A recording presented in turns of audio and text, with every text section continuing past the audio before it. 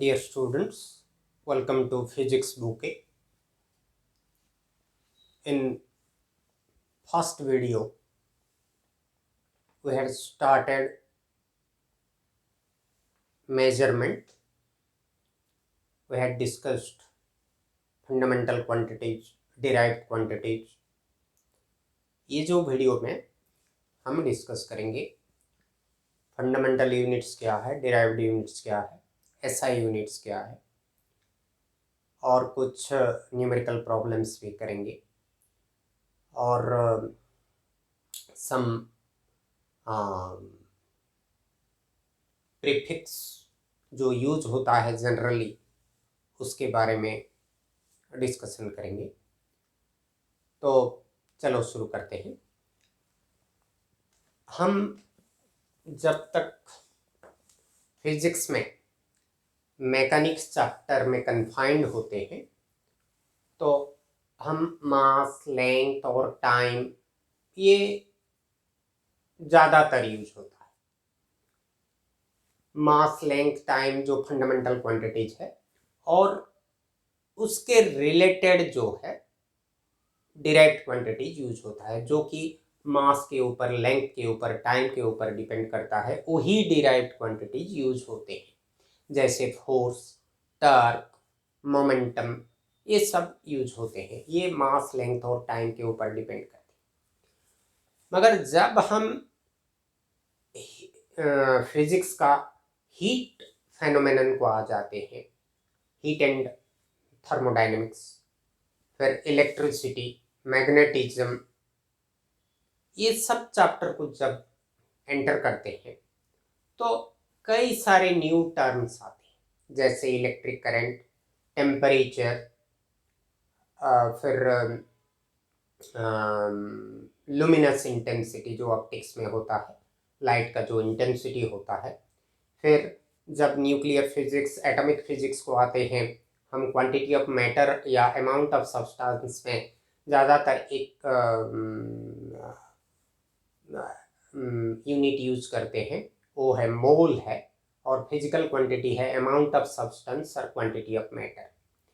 तो जब हम हीट, थर्मोडायनेमिक्स, ये ऑप्टिक्स, मैग्नेटिज्म, इलेक्ट्रिसिटी पढ़ते हैं, कई सारे new term, new physical quantities के एक्रोस में आते हैं। तो वही न्यू क्वांटिटीज को हम एक्सप्रेस करने के लिए कुछ फंडामेंटल क्वांटिटीज का सहारा लेते हैं। वही फंडामेंटल क्वांटिटीज हम इंक्लूड करते हैं मास, लेंथ और टाइम में। वो सब मिलके जो फंडामेंटल क्वांटिटीज बनते हैं वो एसआई यूनिट्स में यूज होते हैं। तो हमारा मेनली जब तक हमारा एसआई यूनिट्स डेवलप नहीं हुआ था, हम यूज करते थे एमकेएस सिस्टम, एफपीएस सिस्टम और सीजीएस सिस्टम। ये तीनों सिस्टम ऑफ यूनिट यूज करते थे। एमकेएस में मीटर, किलोग्राम और सेकंड, यहाँ फुट, पाउंड और second, foot unit of length, pound unit of mass और सेकंड कॉमन है। एमकेएस सिस्टम में सेकंड, एफपीएस में सेकंड, सीजीएस में भी second. CGS, C for centimetre, G for gram, S for second. तो ये तीनों सिस्टम ऑफ यूनिट हम यूज करते थे। कुछ साल बाद जब साइंटिस्ट लोगों ने देखें कि टेम्परेचर, इलेक्ट्रिक करंट, फिर क्वांटिटी ऑफ मैटर और लुमिनस इंटेंसिटी, ये सब क्वांटिटीज को एक्सप्रेस करने के लिए थोड़ा प्रॉब्लम हो रहा है। मास, लेंथ और टाइम, ये तीनों फिजिकल क्वांटिटीज जो कि फंडामेंटल क्वांटिटीज हैं, उनके हेल्प से हम टेम्परेचर, इलेक्ट्रिक करंट को एक्सप्रेस नहीं कर सकते। इसलिए साइंटिस्ट ने और एक सिस्टम ऑफ यूनिट डेवलप किए, that is SI, it is system international, system international.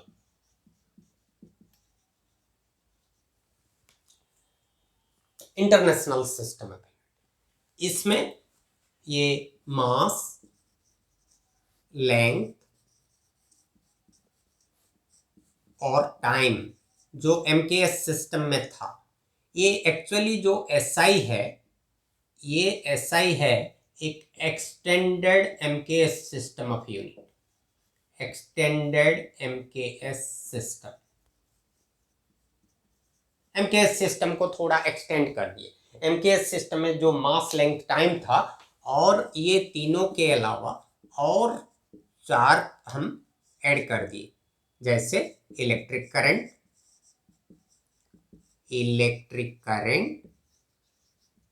फिर टेम्परेचर, और क्या ऐड किए, लुमिनस इंटेंसिटी,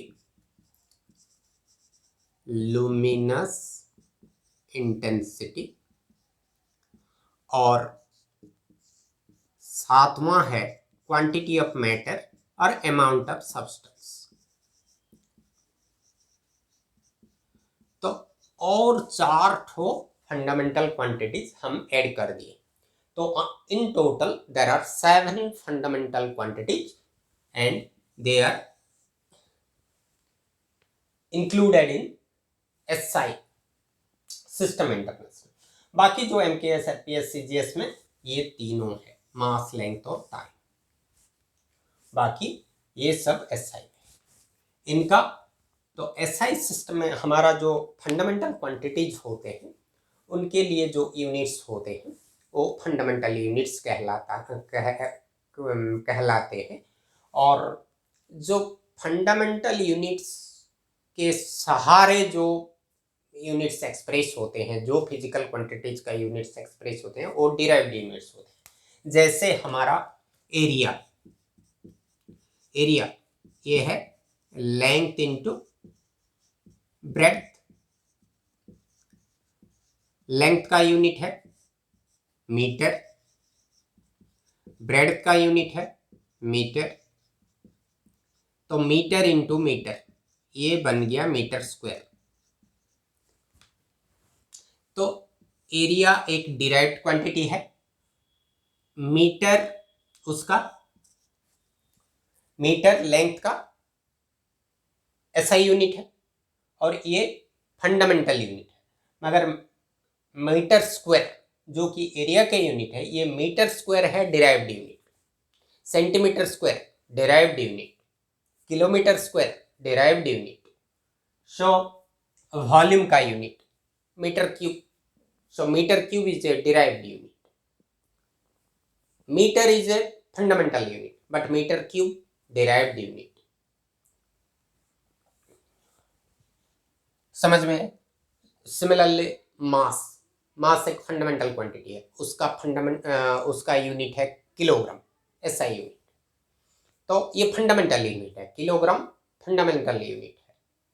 मगर जब हम डेंसिटी को आते हैं, density mass by volume,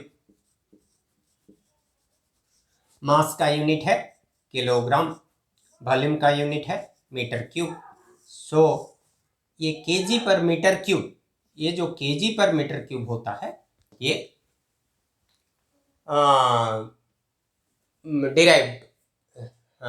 derived quantity है, और ये है डिराइव्ड यूनिट है।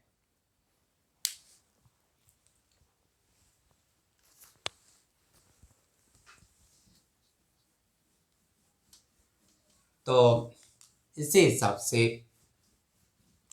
हम कई सारे डिराइव्ड यूनिट और कई सारे fundamental units, 7 fundamental units. So 7 fundamental units are 7 only, but actually fundamental quantities are 7, but fundamental units, for example metre fundamental unit, centimetre भी fundamental unit, kilometre fundamental unit, हमारा light year, इसको short में LY लिखते हैं, ये भी एक distance का यूनिट है, लेंथ का यूनिट है, ये भी एक फंडामेंटल यूनिट है. So fundamental units are in total fundamental number of fundamental units is 7. That is wrong. Actually all these are fundamental units. Light year के बारे में मैं बोलूंगा बाद में. So fundamental quantities are 7, but fundamental units are, there are a lot of fundamental units. Each fundamental quantity के लिए कई सारे fundamental units. Anyway, now come to some we have to remember some prefix and their power of 10. If suppose लिखा हुआ है decigram, decigram, deci लगा हुआ है, प्रीफिक्स, प्री मतलब पहले, तो पहले डेसी लगा है तो 10 to the power -1 gram. Suppose centimetre, centimetre, centi लगा हुआ है तो 10 to the power -2, so 10 to the power -2 metre. Suppose फेम्टोमीटर,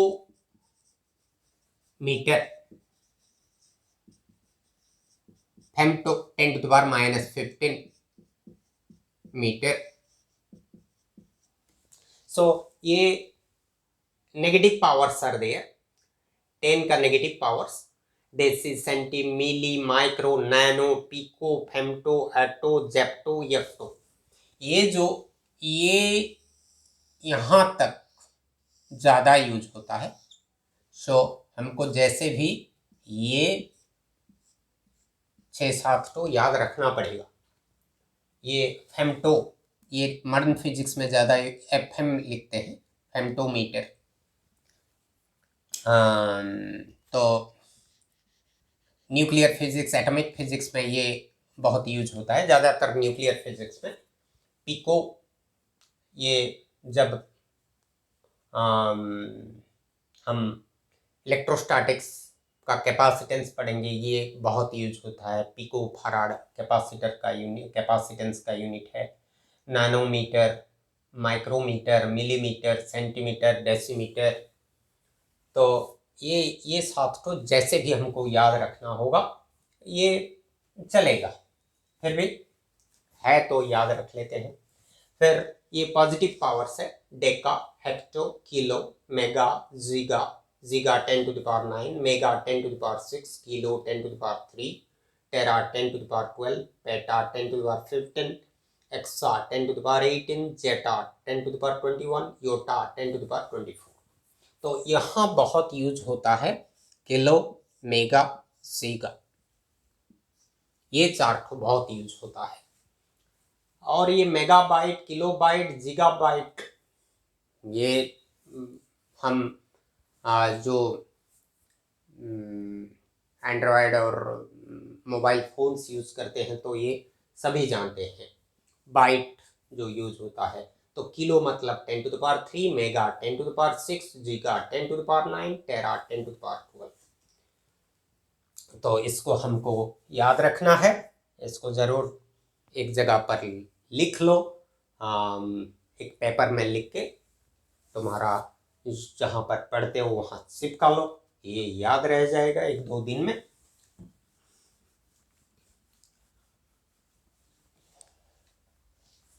तो अभी जो मैं लाइट ईयर के बारे में बोल रहा था, लाइट ईयर,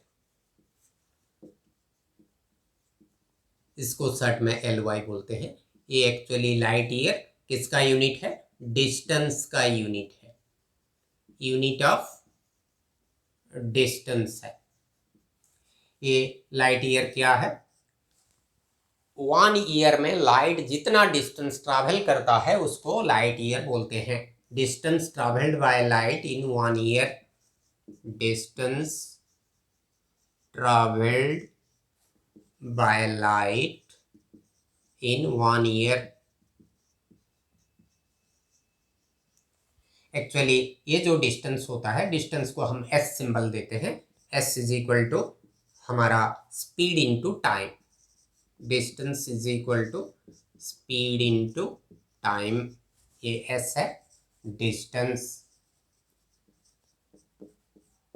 स्पीड, लाइट का स्पीड वैक्यूम में 3 इंटू 10⁸ मीटर पर सेकेंड होता है, मीटर पर सेकेंड। और टाइम जो होता है ये है 1 ईयर में कितना टाइम, 1 ईयर है, 1 ईयर, 1 ईयर ये मीटर पर सेकंड है, तो 1 ईयर को हमको सेकंड करना पड़ेगा। तो सेकंड करने से इसको हम 1 ईयर मतलब लगभग 365 डेज, फिर 3 इंटू 10⁸, 1 डेज हमारा 24 आवर्स, ये मीटर पर सेकंड है, सो 24 आवर्स। फिर 1 our is 3600 second, so 3 into 10⁸ into 365 into 24 into 3600 second, 1 our is 3600 second. इस सब को हम मल्टीप्लाई कर लेंगे तो हमको मिल जाएगा 9.3312 इंटू 10⁻15 मीटर। और किलोमीटर में लिखेंगे तो ये 9.3312 इंटू 10⁻12 किलोमीटर। सो एक लाइट ईयर मतलब इतना डिस्टेंस, इतना डिस्टेंस को एक लाइट ईयर बोलते हैं ना, मतलब 1 light year is equal to 9.3312 into 10⁻12 kilometre.